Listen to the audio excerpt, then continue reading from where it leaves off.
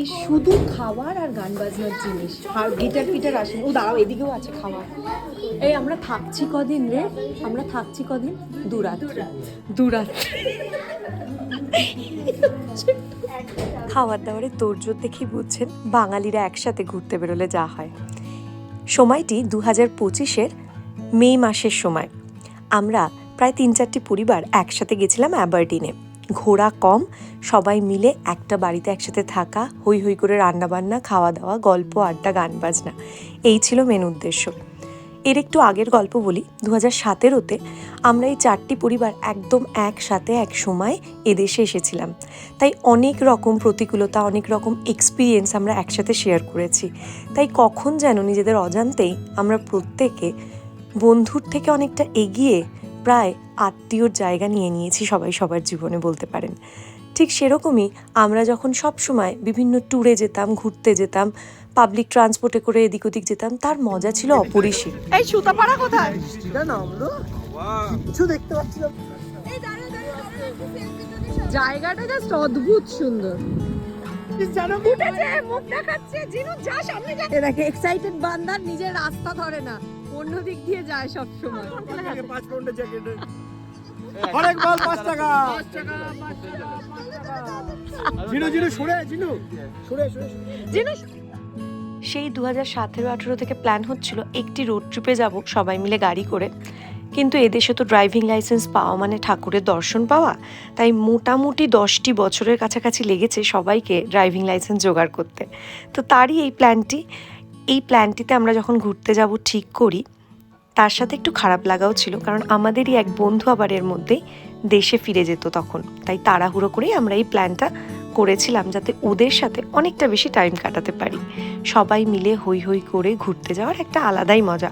অনেকবার একসাথে ঘুরতে গেছি, কিন্তু এই ঘুরতে যাওয়াটা যতটা আনন্দের ততটা ইমোশনাল ছিল, কারণ এই আমাদের 4-5 পরিবারের আর হয়তো একসাথে ঘুরতে যাওয়া হবে না, কারণ আমাদেরই মধ্যে একটি পরিবার অলরেডি দেশে চলে গেছে। দেশে গেলে অবশ্যই অন্যরকম মজা হবে, তাদের সাথে দেখা হবে, গল্প হবে। কিন্তু যেটা হয় এখানে আমরা একসাথে থেকে যে মজাগুলো করতাম, সেটাতে প্রত্যেকটা ক্ষেত্রেই এখন ওদের মিস করি। যাই হোক, খুব কম ঘুরেছি, বাড়িতেই বেশি আড্ডা, খাওয়া দাওয়া, রান্না, এই সব গল্প ঠাট্টাই আর কি। দাঁড়ান খাওয়ার বহরটা একবার দেখাই।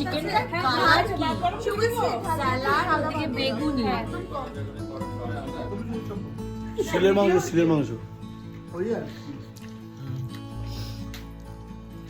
মর্নিং, ওতে বলো। চুটকেগুলোর চোখ মুখের অবস্থা দেখেছেন? সকালবেলা যেদিন ফিরে আসবো সে দুটোর একদম কাঁচুমাচু অবস্থা। তারপর তাদেরই এক কাকা তাদের নিয়ে বসে পড়ে একটু গান বাজনা করতে, একটু যাতে মনটা ভালো থাকে। বাইরে বেরিয়ে দেখলাম দারুণ ওয়েদার। অ্যাবারডিন শহরটা খুব সুন্দর। এটা নিয়ে আমাদের 3য়-বার যাওয়া ছিল, তাই খুব একটা ঘোরার ইচ্ছা যে ছিল তা নয়। তাই বাচ্চাগুলোকে নিয়ে আমরা একটু পার্কে গেলাম। আর ওদের বাবা কাকারা সবাই মিলে কথা দিয়েছিল যে ওদের সাথে একবার ফুটবল খেলবে। ওরা কতটা খেলেছে জানি না, তবে বড় ছেলেগুলো একদম জমিয়ে ফুটবল খেলেছে। আমরা আবার রীতিমতো বলছিলাম, ভাই বেশি খেলিস না, তোদের গাড়ি চালাতে হবে। যাই হোক, খুব মজা করে অনেকটা টাইম বোটানিক্যাল গার্ডেনে কাটালাম। এখানকার বোটানিক্যাল গার্ডেনটা এত সুন্দর, এত সুন্দরভাবে সান হাউসের মধ্যে নানান রকমের ফুল, আর তার সাথে বাচ্চাদের জন্য একটা মজার জিনিস, রাস্তাঘাটে কচ্ছপ ঘুরে বেড়ায়। দেখুন তার কাণ্ড। কি ওটা?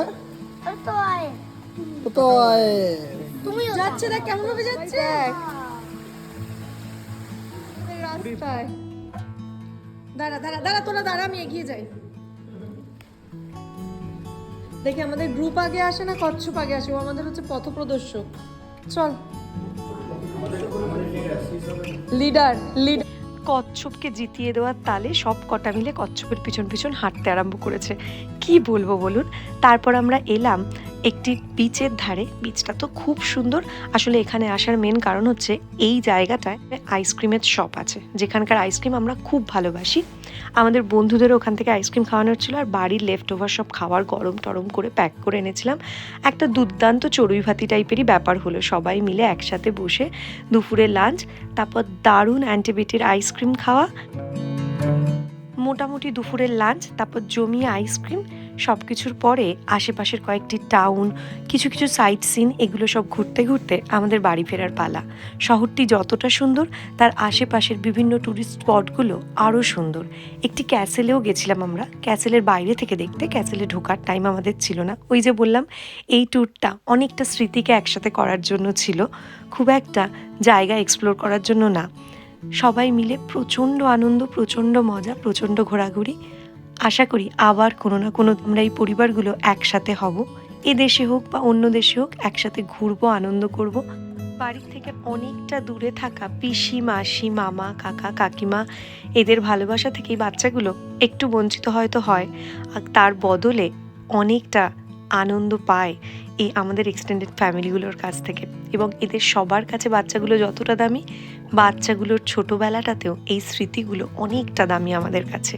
এই প্রত্যেকটা মানুষ অনেক অনেক অনেক বেশি দামি, কারণ এরাই কোনো সময় ওদের কাকিমা, মাসি, জেঠিমা হয়ে উঠেছে এবং ওদের সেই না পাওয়াগুলোকে হয়তো বুঝতে দেয়নি।